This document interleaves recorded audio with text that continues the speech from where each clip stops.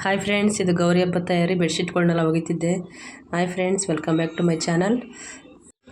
ಗೌರಿ ಹಬ್ಬ ತಯಾರಿ ಮಾಡ್ಕೋತಿದ್ದೆ. ಮನೆಯಿಂದ ಬೆಳಗ್ಗೆಯಿಂದ ಕೆಲಸ ಮಾಡ್ಕೋತಿದ್ದೆ. ಪಾತ್ರೆಗಳು ತೊಳೆದು ಧೂಳೆಲ್ಲ ಹೊಡ್ಕೊಂಡು ಬೆಡ್ಶೀಟು ಬಟ್ಟೆಗಳನ್ನೆಲ್ಲ ಒಕ್ಕೊಂಡು ಸ್ವಲ್ಪ ಲೇಟ್ ಆಯಿತು. 10 ಗಂಟೆ ಮೇಲೆ ನಾಷ್ಟ ಮಾಡಿಸಿದ್ದೀನಿ.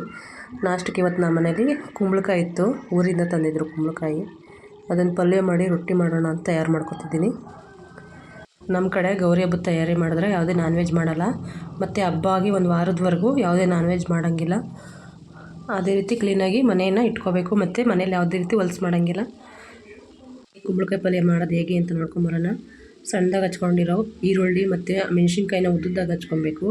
ಒಗ್ಗರಣೆಗೆ ಎಣ್ಣೆ, ಸಾಸಿವೆ, ಕಡಲೆಬೇಳೆ ಎಲ್ಲನೂ ಗೋಲ್ಡನ್ ಬ್ರೌನ್ ಕಲರ್ ಬರೋ ಥರ ಫ್ರೈ ಮಾಡಿಕೊಂಡು ಅದಕ್ಕೇ ಮೆಣಸಿನ್ಕಾಯಿ ಹಾಕ್ಕೋಬೇಕು.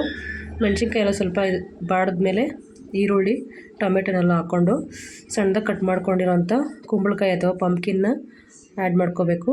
ನೋಡೋದಕ್ಕೆ ಇಷ್ಟು ಕಾಣುತ್ತೆ ಫ್ರೆಂಡ್ಸ್. ಇದು ಬೆಂದ ಮೇಲೆ ಕಡಿಮೆ ಆಗುತ್ತೆ. ಇದು ಪಲ್ಯ ಅರ್ಧದಷ್ಟು ಆಗುತ್ತೆ. ಇದು ನೀರಿನಂಶ ಎಲ್ಲ ಬಿಟ್ಕೊಳ್ಳುತ್ತೆ ಚೆನ್ನಾಗಿ. ನೋಡಿ, ಈಗ ಕುಂಬಳಕಾಯಿ ಪಲ್ಯ ಆಗಿದೆ. ಇದು ರುಚಿಗೆ ತಕ್ಕಷ್ಟು ಉಪ್ಪು ಹಾಕ್ಕೊಂಡು ಮೇಲೆ ಸ್ವಲ್ಪ ತೆಂಗಿನಕಾಯಿ ತುರಿ ಹಾಕ್ಕೋಬೇಕು. ಇದಕ್ಕೆ ಸ್ವಲ್ಪ ಕೊತ್ತಂಬರಿ ಸೊಪ್ಪಿದ್ರೆ ಹಾಕ್ಕೋಬೇಕಿತ್ತು. ನಮ್ಮ ಮನೇಲಿ ಖಾಲಿಯಾಗಿತ್ತು, ಸೊ ಅದರಿಂದ ಅದನ್ನು ಆ್ಯಡ್ ಮಾಡಿಲ್ಲ. ನೆಕ್ಸ್ಟ್ ಇದಕ್ಕೆ ಕುಂಬಳಕಾಯಿ ಪಲ್ಯಕ್ಕೆ ದೋಸೆ, ಚಪಾತಿ ಎಲ್ಲ ಸೂಟ್ ಆಗುತ್ತೆ. ನಾನಿವತ್ತು ಅಕ್ಕಿ ಮತ್ತು ರಾಗಿ ಹಿಟ್ಟನ್ನು ಮಿಕ್ಸ್ ಮಾಡಿ ರೊಟ್ಟಿ ಮಾಡ್ತಿದ್ದೀನಿ. ರೊಟ್ಟಿ ಮಾಡೋದು ಹೇಗೆ ಯಾರಿಗಾದ್ರೂ ಬರಲಿಲ್ಲ ಅಂದರೆ ಈ ಥರ ನೋಡ್ಕೊಳ್ಳಿ ಹೇಗೆ ಮಾಡೋದು ಅಂತ. ಈ ಥರ ಎಳಿಬೇಕು ಕ್ಲೀನಾಗಿ, ತೆಳ್ಳಗೆ ಎಳೆದು ನೆಕ್ಸ್ಟಿಗೆ ಮೇಲೆ ನೀರನ್ನೆಲ್ಲ ಬಳಿದ್ರೆ ತುಂಬ ಚೆನ್ನಾಗಿ ರೊಟ್ಟಿ ಬರುತ್ತೆ. ಮಕ್ಕಳು ಮುದ್ದೆ ತಿನ್ನಲ್ಲ ಅನ್ನೋರಿಗೆ ಈ ರೀತಿ ರಾಗಿ ಹಿಟ್ಟನ್ನು ಹಾಕಿ ರೊಟ್ಟಿ ಮಾಡಿದ್ರೆ ರೊಟ್ಟಿ ತುಂಬ ಚೆನ್ನಾಗಿ ಟೇಸ್ಟಾಗಿರುತ್ತೆ, ರಾಗಿ ಹಿಟ್ಟಿಂದಾದ್ರಿಂದ. ನಮ್ಮ ಮನೆಯಲ್ಲಿ ಸ್ಕೂಲ್ಗೆ ಹೋಗ್ಬೇಕಾದ್ರೆ ಮಕ್ಕಳಿಗೆಲ್ಲ ನಾವು ರೊಟ್ಟಿ ಕೊಡೋಲ್ಲ. ನಮ್ಮ ಮನೆಯವರು ತೊಗೊಂಡೋಗಲ್ಲ ಬಾಕ್ಸ್ಗೆಲ್ಲ. ಶನಿವಾರ ಇಲ್ಲ ಭಾನುವಾರದ ಮಾತ್ರ ನಮ್ಮ ಮನೇಲಿ ಯಾವಾಗೂ ರೊಟ್ಟಿನೇ ಮಾಡ್ತೀವಿ ನಾವು. ರೊಟ್ಟಿ ಜೊತೆಗೆ ಚಟ್ನಿ, ಹುಚ್ಚೆಳ್ಳು ಚಟ್ನಿ, ಕಡಲೆ ಬೀಜದ ಚಟ್ನಿ, ಇಲ್ಲ ಹುರುಳಿಕಾಳಿನ ಚಟ್ನಿ ಅಥವಾ ಟೊಮೊಟೊ ಗೊಜ್ಜು, ಇಲ್ಲ ಈ ಥರ ಕುಂಬಳಕಾಯಿ ಇದ್ದರೆ ಕುಂಬಳಕಾಯಿ ಪಲ್ಯ ಈ ಥರ ಮಾಡ್ಕೊತಿರ್ತೀವಿ. ನೋಡಿ ಎಷ್ಟು ಚೆನ್ನಾಗಿ ತೆಳ್ಳಗೆ ಬಂದಿದೆ ರೊಟ್ಟಿ. ಕೆಲವರಿಗೆ ರೊಟ್ಟಿ ಸುಡೋಕ್ಕೆ ಬರಲ್ಲ ಅಂತಾರೆ. ಅವ್ರು ಈ ಥರದ್ದು ಅಲ್ಯೂಮಿನಿಯಮ್ ಹಂಚು ತೊಗೋಬೇಕು. ಈ ಹಂಚಿನಲ್ಲಿ ತುಂಬ ಚೆನ್ನಾಗಿ ಬರುತ್ತೆ ರೊಟ್ಟಿ, ಕಚ್ಕೊಳ್ಳೋದಿಲ್ಲ ಹಂಚಿಗೆ.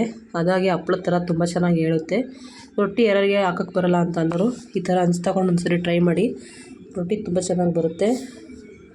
ಮತ್ತು ರಾಗಿ ರೊಟ್ಟಿನೂ ಅಷ್ಟೇ, ಬರೀ ರಾಗಿ ಹಿಟ್ಟನ್ನೇ ಕಲಸಿ ಹಾಕಿದ್ರೂ ತುಂಬ ತೆಳ್ಳಗೆ ತುಂಬ ಚೆನ್ನಾಗಿ ಬರುತ್ತೆ. ನಾನು ಸ್ವಲ್ಪ ಮಂದಾಗೆ ಹಾಕಿದ್ದೀನಿ, ಯಾಕಂದರೆ ಕೆಲಸ ಎಲ್ಲ ಮಾಡಿ ಸಾಕಾಗಿದ್ದರಿಂದ ಸ್ವಲ್ಪ ಹೊತ್ತು ನಿಂತ್ಕೊಂಡು ಎಷ್ಟೊತ್ತವರೆಗೂ ರೊಟ್ಟಿ ಹಾಕೋದು ಅಂತ ಸ್ವಲ್ಪ ಮಂದಾಗೆ ಹಾಕ್ಕೊಂಡಿದ್ದೀನಿ. ಹಾಗೆ ಮತ್ತೆ ಒಂದೊಂದೇ ರೊಟ್ಟಿ ಹೇಳ್ಕೊಡ್ತಿರ್ಬೇಕು. ಈ ಹಂಚನ್ನು ತುಂಬ ಚೆನ್ನಾಗಿ ಉಜ್ಜಿ ತೊಳಿಬೇಕು. ನೆಕ್ಸ್ಟ್ ಎಲ್ಲ ತಿಂಡಿ ಎಲ್ಲ ತಿಂದಿತ್ತಾಯಿತು. ರೊಟ್ಟಿ ತಿಂದು ಎಲ್ಲರೂ ಮಕ್ಕಳನ್ನೆಲ್ಲ ಮನೇಲೇ ಬಿಟ್ಟು ಹೊಲ್ದ ಹತ್ರ ಹೋದ್ವಿ. ಇದೇ ನಮ್ಮ ಹೊಲ. ಈ ತೆಂಗಿನ ಗಿಡ ಹಾಕಿ ಒಂದು 3-4 ವರ್ಷ ಆಗಿದೆ. ನೋಡಿ ಇಷ್ಟುದಾಗಿದೆ ತೆಂಗಿನ ಗಿಡ. ಬೇಬಿ ಕಾನ್ ಹಾಕಿದ್ದೀವಿ, ಈಗ ಬಂದಿದೆ ಅದು ಗಿಡ. ಇದೇ ನಮ್ಮ ತೋಟ. ತೋಟದ ಹತ್ರ ಬಂದ ತಕ್ಷಣ ಅದು ಚೀಪೆ ಗಿಡನೇ ನೋಡೋದು, ಯಾಕಂದರೆ ಚೀಪೆಕಾಯಿ ಸೀಸನ್ ಇದು.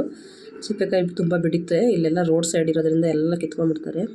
ಒಂದೇ ಒಂದು ಸಿಕ್ಕಿತ್ತು ಅಷ್ಟೇ, ಅದನ್ನೇ ತಿನ್ಕೊಂಡು ತೋಟ ಎಲ್ಲ ನೋಡ್ತಿದ್ದೆ. ಗಿಡ ಎಲ್ಲ ಏನಾಗಿದೆ ಅಂತ ನೋಡ್ತಾ ಇದೆ.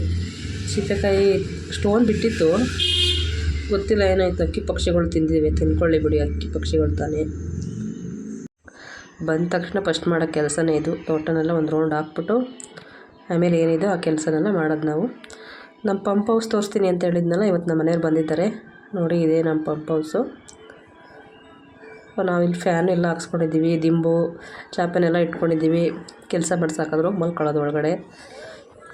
ಈಚೆಗಡೆ ಕುತ್ಕೊಳ್ಳೋಕ್ಕೂ ಕೂಡ ಅನುಕೂಲ ಮಾಡಿಕೊಟ್ಟಿದ್ದೀವಿ ನೋಡಿ.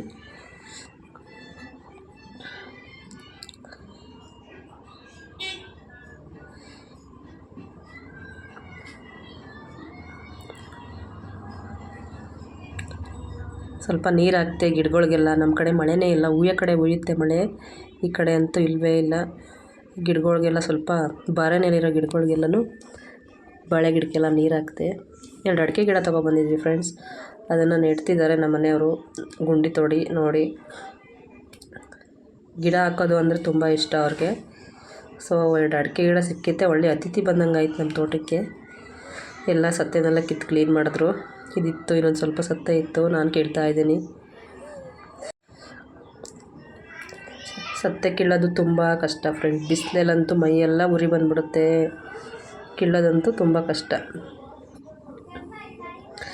ನೋಡಿ ನಮ್ಮದು ನೀರು ಇಷ್ಟು ಬರುತ್ತೆ. ಇದು ಎಷ್ಟು ಇಂಚು ಏನು ಅಂತ ಗೊತ್ತಿಲ್ಲ, ಸರಿಯಾಗಿ ತಿಳ್ಕೊಂಡು ಹೇಳ್ತೀನಿ. ಇದು ಬೋರ್ ಹಾಕ್ಸ್ದಾಗಿಂದನೂ ಇದೇ ಥರ ಸೇಮ್ ನೀರು ಬರ್ತಾಯಿದೆ ನಮಗೆ. ಮತ್ತು ಈ ಗಿಡ ದನಗಳಿಗೆ ಹುಷಾರಿಲ್ದಾದಾಗ ಬಳಸ್ತಾರಂತೆ, ಗೊತ್ತಿಲ್ಲ. ನಮ್ಮ ತೋಟ ನೋಡ್ಕೊಳ್ಳೋರು ಹಾಕಿದ್ದಾರೆ. ಯಾರಿಗಾದ್ರೂ ಗೊತ್ತಿದ್ದರೆ ಕಮೆಂಟ್